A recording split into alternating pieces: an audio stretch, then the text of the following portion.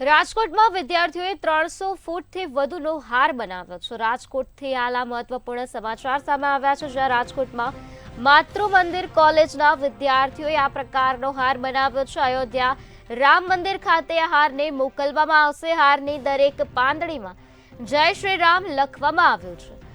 રાજકોટમાં વિદ્યાર્થીઓએ 300 ફૂટથી વધુનો આ હાર બનાવ્યો છે, જેને અયોધ્યા રામ મંદિર ખાતે મોકલવામાં આવશે। હારની દરેક પાંદડીમાં જય શ્રી રામ લખવામાં આવ્યું છે। માતૃમંદિર કોલેજના વિદ્યાર્થીઓ છે, જેઓએ આ પ્રકારનો 300 ફૂટથી વધુનો હાર બનાવ્યો છે અને આ હારને તેઓ અયોધ્યામાં રામ મંદિરમાં મોકલશે। તો હારની દરેક પાંદડીઓમાં જય શ્રી રામ લખ્યું છે। તો રાજકોટમાં આવેલી માતૃમંદિર કોલેજના વિદ્યાર્થીઓએ આ હાર બનાવ્યો છે। વિદ્યાર્થીઓએ 300 ફૂટથી વધુનો હારનું નિર્માણ કર્યું છે, જેમાં દરેક પાંદડીમાં જય શ્રી રામ લખવામાં આવ્યું છે। અયોધ્યા રામ મંદિર ખાતે આ હાર મોકલવામાં આવશે।